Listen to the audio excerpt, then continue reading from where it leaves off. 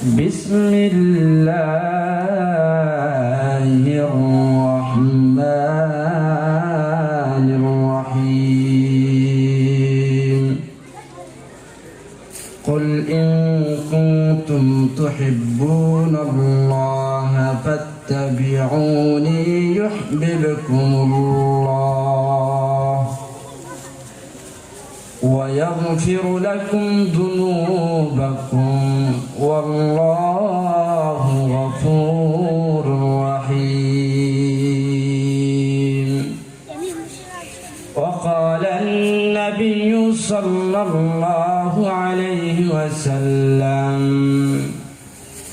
المسلم أخو المسلم.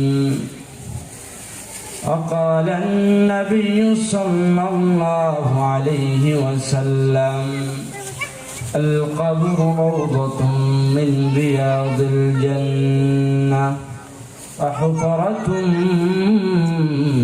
من حفر النار. اللهم صل على محمد وعلى آل محمد كما صليت على إبراهيم وعلى آل إبراهيم إنك حميد مجيد. اللهم بارك على محمد وعلى آل محمد كما باركت على إبراهيم وعلى آل إبراهيم إنك حميد مجيد. صدق الله العظيم وصدق رسوله النبي الأمي الكريم ونحن على ذلك لمن الشاهدين والشاكرين. الحمد لله. সমস্ত প্রশংসা সেই মহান রব্বুল আলামিনের দরবারে যে আল্লাহ জাল্লা শানুহু আমাদেরকে দুনিয়ার বিভিন্ন জগৎ থেকে পার করে নিয়ে এসে তার দিন একটা মজবার মধ্যে বসার জন্য তৌফিক দান করেছেন। এই জন্য সকলে শুকরিয়া আদায় করি আলহামদুলিল্লাহ। এক ব্যক্তি 300 মাইল সফর করে মদিনায় আসতেছে, প্রায় 300 মাইল। তো 300 মাইল সফর করে যেহেতু মদিনায় আসতেছে, তো আগের জামানায় তো এরকম যানবাহন ছিল না যে 3 ঘন্টার মধ্যে ঢাকায় পৌঁছা যাবে, সিরাজগঞ্জ থেকে ঢাকায় 3 ঘন্টার মধ্যে পৌঁছে যাবে, এরকম সুযোগ ছিল না। তো আগের জামানায় মানুষ ঘোড়া, উট ইত্যাদিতে এভাবে কি করত, সওয়ারি হয়ে তারা সফর করত। দেখা যায় যে তাদের সফর করতে মাসকে মাস চলে যেত, সপ্তাহে সপ্তাহে চলে যেত, সারাদিন সফর করতে পারতো না। তারা সর্বদা সফর করত বেশিরভাগ রাত্রে বেলায়। রাত্রে বেলায় সফর করলে দেখা যায় যে তারা আরাম মতে চলতে পারে, সুন্দরভাবে যাইতে পারে। আর যদি এই সফরটা যদি দিনের মধ্যে পালায়, তাহলে তো দেখা যায় কঠিন রৌদ্রের কারণে তাদের সফরের অনেক কষ্ট হয়ে যায়। এই জন্য এক ব্যক্তি সফর করতেছে, সফর করতে করতে তো প্রায় 300 মাইলের রাস্তা সে প্রায় 150 মাইল চলে আসছে। 150 মাইল যখন পার হয়ে গেছে, তখন উনি চিন্তা করতেছে যে আমার একটু রেস্টের প্রয়োজন। তো খুঁজতেছে খেজুর গাছ কোথায় আছে। তো খুঁজতে খুঁজতে এক জায়গায় দেখা গেল একটা খেজুর গাছের ছাউনি। তো খেজুরের বাগান পেয়ে গেছে। তো তার সাথে যে সোয়ারিটা ছিল উটনি, সে উটনিটা পাশে রেখে দিছে, পাশে বাধাই করে রাখছে এবং সে বিশ্রাম করার জন্য সেখানে শুয়ে পড়ছে। তো যেহেতু শরীর ক্লান্ত, শোয়াও দেরি, সাথে সাথে ঘুম আসতে দেরি নাই, সাথে সাথে ঘুমিয়ে গেছে। এইদিকে ওই ব্যক্তির যে উটটা বাঁধা ছিল পাশে, ওই উটটা হালকা ভাবে বাঁধায়, কারণ ওই ব্যক্তি তো মুসাফির, অনেক দুর্বল, ভালো করে বাঁধতে পারে নাই। স্বাভাবিকভাবে বান্ধন দিয়ে সে ওখান থেকে চলে একটু দূরে ঘুমিয়ে গেছে। তো ঘটনাক্রমে একটু পর উটটা সেখান থেকে ছুটে গিয়ে পাশে একটা খেজুরের চারা, যেখানে খেজুর গাছ বপন করা হয়েছে, খেজুর গাছের চারা ফলানো হয়েছে, সেই চারার মধ্যে গিয়ে, সেই জমির মধ্যে গিয়ে এই উটটা দৌড়াদৌড়ি করতেছে। তো ইতিমধ্যে মালিক চলে আসছে। মালিক এসে দেখে যে তার ফসল সব নষ্ট করে ফেলছে। তো বৃদ্ধ মুরব্বী উনিও আসছে, আসার পরে দেখে এই অবস্থা। তো উনি কি করছে, পাশে থেকে একটা পাথর হাতে নিয়ে সে উটনির দিকে একটা ঢেল ছুঁড়ে মারছে। যে যখন ঢেল ছুঁড়ে মারছে, সাথে সাথে ওই উটনির মাথায় লেগে হাড় ভেঙে রক্তক্ষরণ হওয়া শুরু হয়ে গেছে। তো যেহেতু রক্তক্ষরণ হওয়া শুরু হয়ে গেছে, রক্ত বের হইতে হইতে ওই উটনিটা রক্ত শূন্য হয়ে মারা গেছে। তো যখন মারা গেছে, তো এই দিকে এই ব্যক্তি, যে ব্যক্তি খেজুর গাছের ছাউনি, খেজুর গাছের নিচে ঘুমাইতেছে, হালকা যখন সূর্যের আলোর মাধ্যমে যখন খেজুর গাছের পাতার মাঝখান দিয়ে সূর্যের আলো চোখের মধ্যে লাগছে, সাথে সাথে ঘুম ভেঙে গেছে। তো ঘুম ভেঙে গিয়ে ডান দিকে তাকিয়ে দেখে তার উটনি নাই। উটনি কোথায় চলে গেছে? তো উটনি খোঁজার জন্য গেছে, গিয়ে দেখে তার উটনিটা এক জমির কোনায় পড়ে আছে এবং উটনিটা মারা গেছে। পাশেই বৃদ্ধ একটা লোক দাঁড়িয়ে আছে। বৃদ্ধ লোকটা মুসলমান ছিল, সত্যবাদী ছিল। মুরব্বীকে যে জিজ্ঞাসা করছে, আমার উটটাকে কে মারছে? মুরব্বী তো সরল সোজা বলে দিছে, আমি মারছি। যে বলছে আমি মারছি,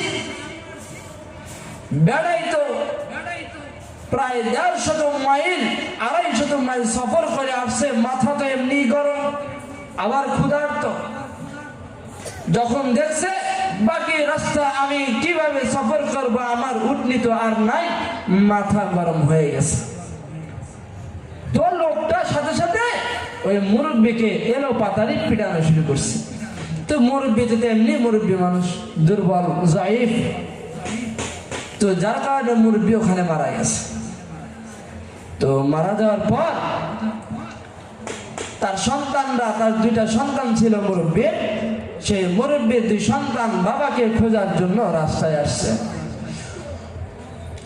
তো যখন সন্তানগুলো বাবাকে খোঁজার জন্য সেই মাঠের মধ্যে চলে আসছে, এসেই দেখে যে তার বাবা জমিনের মধ্যে শুয়ে আছে। পাশে একজন যুবক দাঁড়িয়ে আছে। তাকে বলা হয়েছে, আমার বাবাকে কে মারলো? এই ব্যক্তিও যেহেতু মুসলমান, সাথে সাথে বলে দিছে, আমার হাতে এই ব্যক্তি খুন হয়ে গেছে। তখন ওই ব্যক্তি বলতেছে, তুমি যেহেতু আমার বাবাকে মেরেছ, এখন তোমাকে আমি আদালতে নিয়ে যাব, আদালতে তোমার বিচার হবে। ওই ব্যক্তিও সেখান থেকে পালাই না,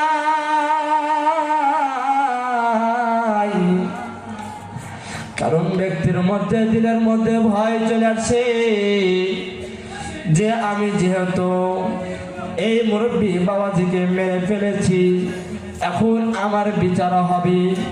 যদি আমি এখান থেকে পালিয়ে যাই, কিয়ামতের ময়দানে রব্বুল আলামিনের কাছে আমাকে আসামি হয়ে দাঁড়াইতে হবে। আমি কিয়ামতের ময়দানে খুনি হয়ে দাঁড়াইতে পারবো না, আমি কিয়ামতের ময়দানে আসামি হয়ে দাঁড়াইতে পারবো না। আমার যা শাস্তি হোক, দুনিয়াতেই হোক, আমি কবরের মধ্যে কিয়ামতের ময়দানে পাক পবিত্র অবস্থায় দাঁড়াইতে চাই। এবার যখন মুরব্বীর সন্তানরা চলো বলছে চলো যাই, তাহলে বাচ্চার কাছে যাই। বাচ্চার কাছে যখন চলে গেছে, বাচ্চা তখন বলতেছি, যেহেতু তুমি মানুষ মেরেছ, খুন করে ফেলেছ, তাহলে তোমাকেও খুন করা হবে। কারণ হাতের বদলে হাত, পায়ের বদলে পা। তুমি যেহেতু মানুষ মেরে ফেলেছ, তাহলে তোমাকেও এখন জবাই করা হবে, তোমার কল্লাও উড়িয়ে দেওয়া হবে। তখন জৈনক ব্যক্তি বলতেছে, ওকে খলিফাতুল মুসলিমিন, সমস্যা নাই, আপনি আমাকে কতল করে দিতে পারেন, এতে আমার কোনো আফসোস নাই, কিন্তু আমি আমার পাপের শাস্তি দুনিয়ার মধ্যে ভক্ষণ করতে চাই। আমি এই পাপ নিয়ে আমি কিয়ামতের ময়দানে দাঁড়াতে চাই না, আমাকে পাক পবিত্র করিয়া দেন। খলিফাতুল মুসলিমিন হযরত ওমর রাদিয়াল্লাহু তাআলা আনহু বলতেছেন, ঠিক আছে জল্লাদ চলে আসো, তাকে তার মাথা উড়িয়ে দাও। এই সময় যুবককে হযরত ওমর রাদিয়াল্লাহু তাআলা আনহু বলতেছেন, ওগো যুবক, মৃত্যুর পূর্বে তোমার কোনো আশা আছে কিনা? তোমার কোনো মনের ইচ্ছা আছে কিনা? তোমার যদি দিলের মধ্যে কোনো আশা আকাঙ্ক্ষা থেকে থাকে, তাহলে আমাকে বলো, আমরা তোমার আশাকে পূরণ করব। যুবক বলতেছে, ওগো খলিফাতুল মুসলিমিন, আমার দিলের মধ্যে যে আশাটা রয়ে গেছে আপনি তো পূরণ করবেন না। খলিফাতুল মুসলিমিন বলতেছেন, বলো তোমার মনের কি আশা, দেখি তুমি আমাদেরকে বলো, আমি তোমার আশা পূরণ করব। এবার যুবক বলতেছে, ওগো খলিফাতুল মুসলিমিন, আমার বাসা থেকে অনেক দূরে একটা ইহুদির সাথে আমার লেনদেন ছিল। আমি ব্যবসার জন্য তার কাছে গিয়েছিলাম, ব্যবসা করার সময় তার সাথে আমার কিছু লেনদেন রয়ে গেছে।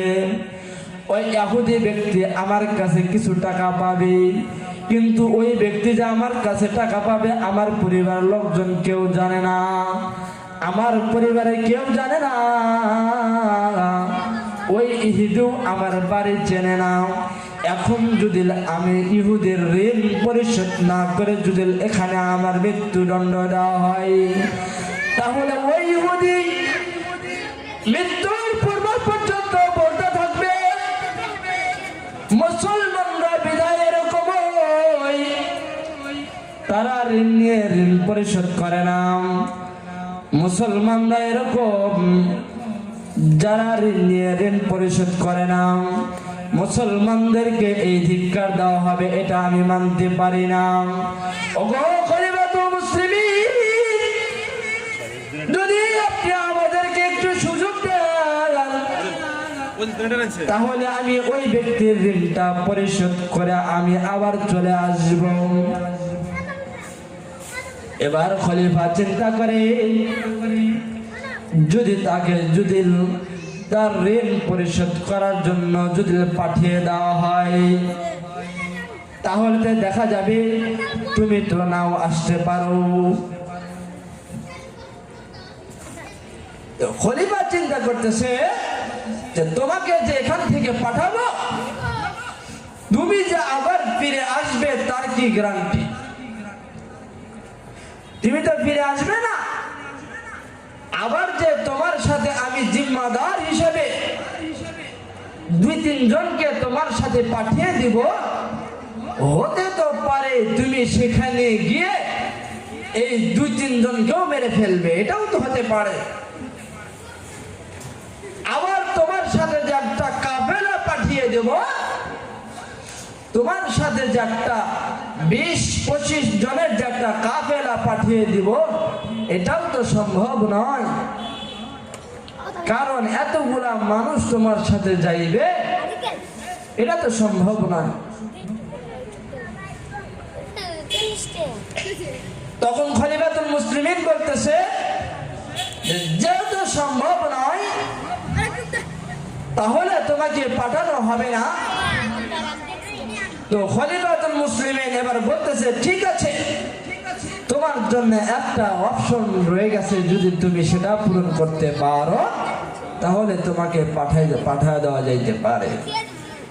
তো বলতেছে ঠিক আছে, কি বলে তোমার জিম্মাদার হিসাবে তুমি যদি এখানে উপস্থিত না হও, তোমার বিনিময়ে একজনকে রেখে যাও, তুমি যদি সঠিক সময়ে যদি উপস্থিত না হও তাহলে তোমার পরিবর্তে তার গর্দান উড়িয়ে দেওয়া হবে। যদি এরকম লোক যদি নির্ধারণ করতে পারো তাহলে আমি তোমাকে যেতে দিতে পারি, তুমি তোমার ঋণ পরিশোধ করতে পারো।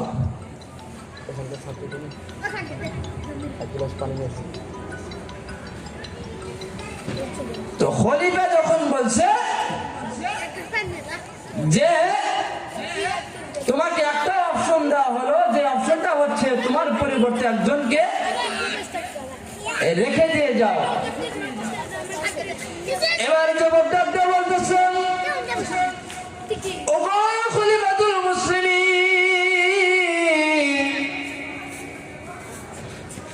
আমার বাসা এখান থেকে প্রায় 300 কিলোমিটার 300 মাইল দূরে অবস্থিত। এই মদিনার মধ্যে আমার কোনো আত্মীয় স্বজন নাই, আমার কোনো ভাই নাই যে আমার জিম্মাদার হয়ে থাকবে। এই মদিনার মধ্যে আমার বাবা নাই যে আমার জিম্মাদার হবে। এই মদিনার মধ্যে আমার কোন নিকট আত্মীয় স্বজন নাই যে আমার জিম্মাদার হবে, কেউ নাই। ওগো খলিফাতুল মুসলিমিন, আপনি আমাকে ফাঁসির কাস্টে ঝুলাইতে পারেন, যেহেতু আমার কোন জিম্মাদার নাই। এবার জল্লাদকে খলিফাতুল মুসলিমিন আদেশ দিতেছে, যেহেতু তার জিম্মাদার হিসাবে কেউ নাই তাহলে তার গর্দান উড়িয়ে দাও। এবার যখন একজন অপরাধী ব্যক্তিকে জল্লাদ যখন তাকে তার গর্দান উড়িয়ে দেওয়ার জন্য চাইতেছে, যুবকটা ভারাকাঙ্ক্ষিত হৃদয় নিয়ে সেখানে বসে আছে। এমন সময় একজন ব্যক্তি দাঁড়িয়ে গেছে, সে বলতেছে, আমি এই যুবকের জিম্মাদার হয়ে গেলাম, আমি এই যুবকের জিম্মাদার হয়ে গেলাম। যদি এই ব্যক্তি যদি এই সময় যদি উপস্থিত না হয় তাহলে আমার গর্দান উড়িয়ে দিবে। ওগো যুবক, আপনি যাইতে পারেন। যে ব্যক্তি জিম্মাদার হয়ে গেলে তিনি কোন সাধারণ কোন ব্যক্তি নন, তিনি হচ্ছেন হযরতে আবু যর গিফারি। হযরতে আবু যর গিফারি, হযরতে আবু যর গিফারি খাদেমে খায়রুল বশর, खिदमतों में जिंदगी भर ना बनाया अपना घर। এমন একজন সাহাবী সারা জীবন পয়গম্বরের খিদমত করতে করতে জীবন কাটিয়ে দিয়ে গেছে। সারা জীবন তার নিজের জীবনের জন্য নিজের জন্য একটা ঘর বানানোর সুযোগ হয় নাই। এমন একজন সাহাবী হযরতে আবু যর গিফারি ডাকতে বলতেছেন, আরে যুবক, এই দুনিয়ার মধ্যে এই মদিনাতে যেহেতু তোমার কোনো পরিচয় ব্যক্তি নাই, তোমার কোনো আপন ভাই নাই, তোমার কোনো রক্তের বন্ধন নাই, কিন্তু রাসূলুল্লাহ সাল্লাল্লাহু আলাইহি ওয়াসাল্লাম হাদিসের মধ্যে বলে দিয়েছেন, আল মুসলিম আখুল মুসলিম, আমি তোমার ভাই। হাদিসের মধ্যে রাসূলুল্লাহ সাল্লাল্লাহু আলাইহি ওয়াসাল্লাম ভাই পরিচয় দিয়ে গেছেন। তুমি আমার রক্তের বন্ধুর ভাই না হতে পারো, তুমি আমার কোরআনের দিক দিয়ে ভাই, হাদিসের দিক দিয়ে তুমি আমার ভাই। যেহেতু তুমি আমার ভাই, কাজে আমি তোমার জিম্মাদার হয়ে গেলাম। লোকজন আশ্চর্য হয়ে গেছে যে আবু যর গিফারি এই ব্যক্তির জিম্মাদার হয়ে গেল, এই ব্যক্তি আবার ফিরে আসবে কিনা তার তো কোনো গ্যারান্টি নাই। যুবককে বলে দিল, খলিফাতুল মুসলিমিন বলে দিলেন, যাও তুমি তোমার ঋণ পরিশোধ করে চলে আসো। বাদী যারা করেছে তাদেরকেও বলে দিলেন, ঠিক আছে, আগামী মাসে আরবি মাসের 1ম তারিখে জুমার পর তোমার ফাঁসির কার্যক্রম করা হবে। যাও তুমি যাইতে পারো, এখন তুমি যাও, তোমার ঋণ পরিশোধ করে আসবে। এমন সময় যখন ওই সাহাবী যখন চলে গেল, ওই ইহুদির কাছে গেছে, তার ঋণ পরিশোধ করছে। ঋণ পরিশোধ করার পরে বাসায় ফিরে আসছে, মার কাছে চলে গেছে, ওগো মা, আমি তোমার কাছে কিছুদিন পূর্বে বিদায় নিয়ে চলে গেছি, আবার ফেরত চলে আসছি। এখন আমি তোমার কাছে আবারও বিদায় নেওয়ার জন্য আসছি গো মা। ওগো মা, আমি তোমার কাছে এখন এমন একটা বিদায় নিতে আসছি গো মা, আর কোনদিন আমি তোমার কাছে বিদায় নেব না মা। জীবনের শেষ বিদায় নিতে আসছি মা। ওগো মা, আমি তোমার খেদমত করতে পারি নাই মা, তুমি আমাকে মাফ করে দিও। ওগো মা,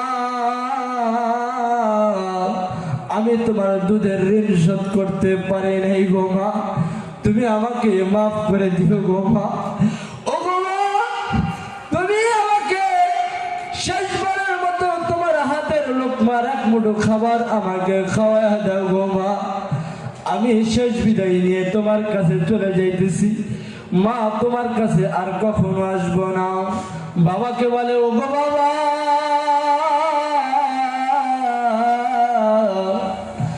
তোমার কোলের মধ্যে কতবারই না পেশাব করে দিছি গো বাবা, তুমি একবারও বিরক্ত বোধ করো নাই। ও গো বাবা, শেষ বিদায় দিয়ে দে, আপনার বুকটা আগে দেন না গো বাবা, আপনার সাথে একবার মোলাকাত করি।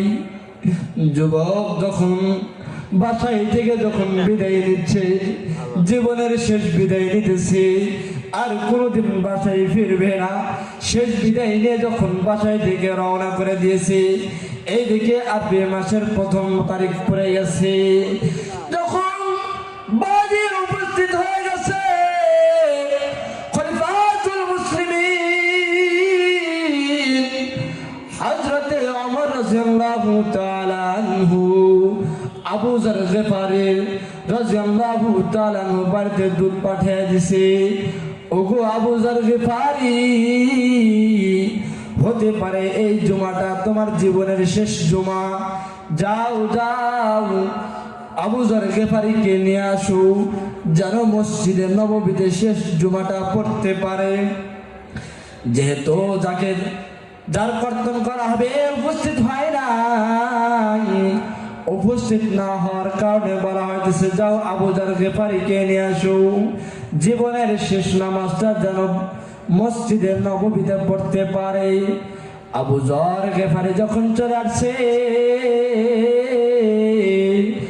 আবু যর গিফারি মসজিদে নববীতে চলে আসছে, খলিফাতুল মুসলিমিন হযরতে আবু বকর রাদিয়াল্লাহু তাআলা নামাজের জন্য দাঁড়িয়ে গেছেন।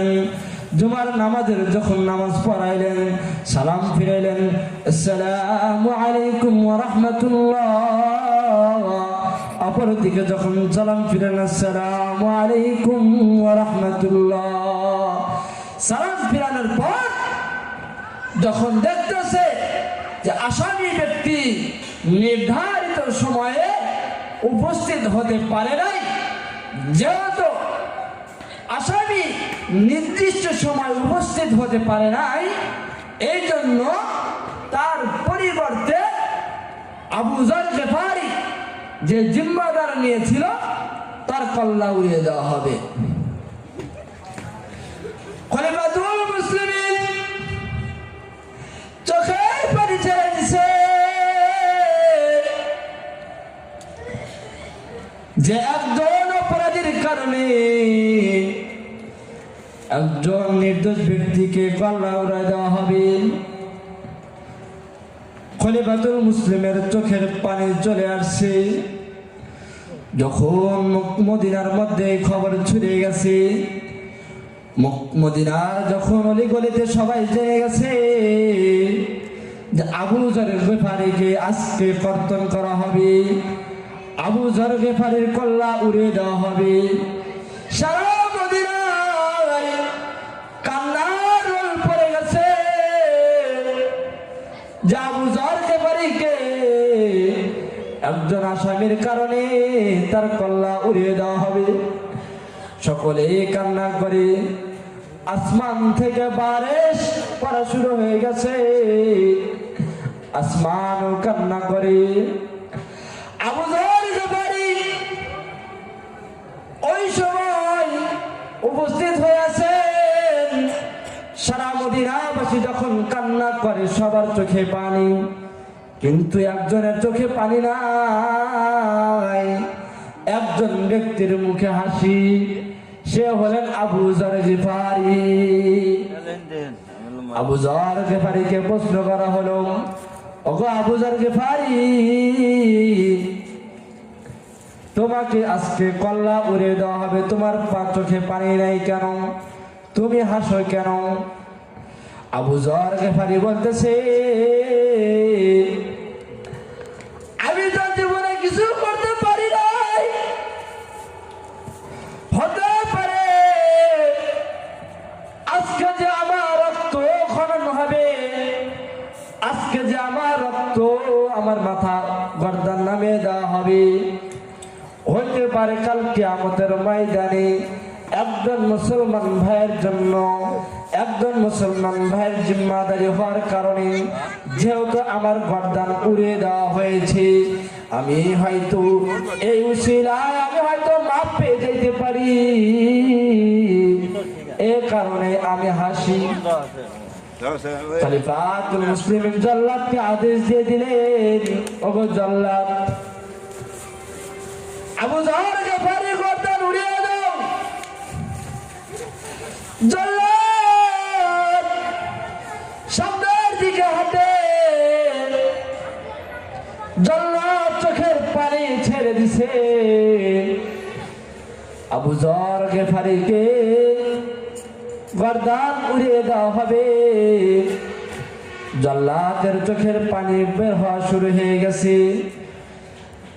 যে জল্লাদ কোনোদিন মানুষের গর্দান উড়িয়ে দেওয়ার জন্য জল্লাদের কখনো চোখের পানি বের হয় নাই, আজকে প্রথম আবু যর গিফারির গর্দান উড়িয়ে দেওয়ার জন্য জল্লাদের চোখে পানি চলে আসছে। জল্লাদ এক পা আগায়, দুই পা পিছনের দিকে যায়। এইভাবে যখন জল্লাদ নির্দিষ্ট স্থানে পৌঁছার পূর্ব মুহূর্তে পিছনের দিকে তাকিয়ে দেখে এক যুবক ঘোড়ার উপর সওয়ারি হয়ে সুন্দর ঘোড়া সাজিয়া আসতেছে। যে ঘোড়াটা এমন ভাবে দৌড়াইতেছে, ধুলাবালি যেমন এমন ভাবে উঠতেছে, লোকটাকে দেখা যাইতেছে না। গিয়ে জল্লাদ বলতেছে, ওগো খলিফাতুল মুসলিমিন, একটু সময় অপেক্ষা করুন। ওই যে দূরে দেখা যায় কে যেন আসে, কে যেন আসে, হতে পারে ওই ব্যক্তিটাই। জল্লাদের দিলের মধ্যে মায়া লেগে গেছে। জল্লাদ অপেক্ষা করলো। খলিফাতুল মুসলিমিন বললেন, ঠিক আছে, তাহলে অপেক্ষা করো, ওই ব্যক্তি আসুক। ইতিমধ্যে যখন ব্যক্তি চলে আসছেন, দেখা গেল ওই যুবক চলে আসছে। যুবক এসে বলতেছে, ওগো খলিফাতুল মুসলিমিন, আমি বাসা থেকে সঠিক সময় বের হয়েছিলাম, রাস্তার মধ্যে আমার ঘোড়ার জিনপুশ ভেঙে যাওয়ার কারণে আসতে লেট হয়ে গেছে। খলিফাতুল মুসলিমিন, সময় লেট হওয়ার কারণে আমি আপনার কাছে মাফ চাই। এবার হযরত ওমর রাদিয়াল্লাহু তাআলা আনহু বলতেছেন, ঠিক আছে, যেহেতু তুমি চলে আসছো, তাহলে এবার তোমার গর্দান উড়িয়ে দেওয়া হবে। জল্লাদকে আদেশ করা হইল, ওগো জল্লাদ, এই আসামি ব্যক্তির গর্দান উড়িয়ে দাও। এবার খলিফাতুল মুসলিমের চোখের মধ্যে পানি। যে ব্যক্তি 300 মাইল অতিক্রম করে আসতে পারে তার বিচার করার জন্য, এই ব্যক্তি কোনো সাধারণ কোনো ব্যক্তি নয়। খলিফাতুল মুসলিমের চোখের পানি দেখে যুবক বলে, ওগো খলিফাতুল মুসলিমিন, আমি দুনিয়াতে আসামি হইয়া গেছি, আমি মানুষ খুন করে ফেলেছি, আমার পাপের শাস্তি আমি দুনিয়াতেই নিতে চাই। ওই কঠিন কাল কিয়ামতের ময়দানে আমি আসামি হয়ে দাঁড়াতে চাই না। আমি রাসূলুল্লাহ সাল্লাল্লাহু আলাইহি ওয়াসাল্লামের সামনে দাঁড়াইতে পারবো না। যেদিন আমাকে আসামি হিসেবে তোলা হবে, এটা আমি মেনে নিতে পারবো না। কাজেই আমার শাস্তি দুনিয়াতে হয়ে যায়। খলিফাতুল মুসলিমিন বলেন, যে ব্যক্তি নিজের গর্দান দেওয়ার জন্য 300 মাইল অতিক্রম করে আসতে পারে, তোমার গুনাহ তো আল্লাহ রাব্বুল আলামিন ওই সময় মাফ করে দিছে তখন তুমি এখানে আসার জন্য প্রতিশ্রুতি দিয়েছো। রব্বুল আলামিন তোমার গুনাহ তো ওই সময় মাফ করে দিয়েছেন। কিন্তু ইসলামের শরিয়া বিধান, কোন মানুষের পরিবর্তে মানুষ, যেহেতু তুমি খুন করেছো, এর পরিবর্তে তোমাকেও খুন করা হবে। বিধান পালন করতে গিয়ে তোমাকে গলা কর্তন করা হবে। খলিফাতুল মুসলিমিন চোখের পানি ছেড়ে দিয়েছে। একজন ভালো ব্যক্তিকে ছেড়ে দিয়ে অপর ভালো ব্যক্তিকে আবার কাঠগড়ায় দাঁড়ানো হইতেছে, যাকে ফাঁসির কাস্টে ঝুলানো হবে। এমন সময় জল্লাদ যখন সামনের দিকে আগাইতেছে, জল্লাদের দিলটা ভারাকাঙ্ক্ষিত। সেও বলতেছে, আজকে কি পরীক্ষা দিতে হচ্ছে আমাকে? একজন ভালো ব্যক্তিকে বেঁচে গেল, আবার অপর একজন ভালো ব্যক্তি, সেও তাকেও আবার তার জন্য গলা কর্তন করা হইতেছে। জল্লাদ যখন সামনের দিকে আগাইতেছে, বাদী দুই যুবক ব্যক্তি বলতেছে, ও খলিফাতুল মুসলিমিন, জল্লাদকে নিষেধ করিয়া দেন, জল্লাদ যেন ওর সামনের দিকে না যায়।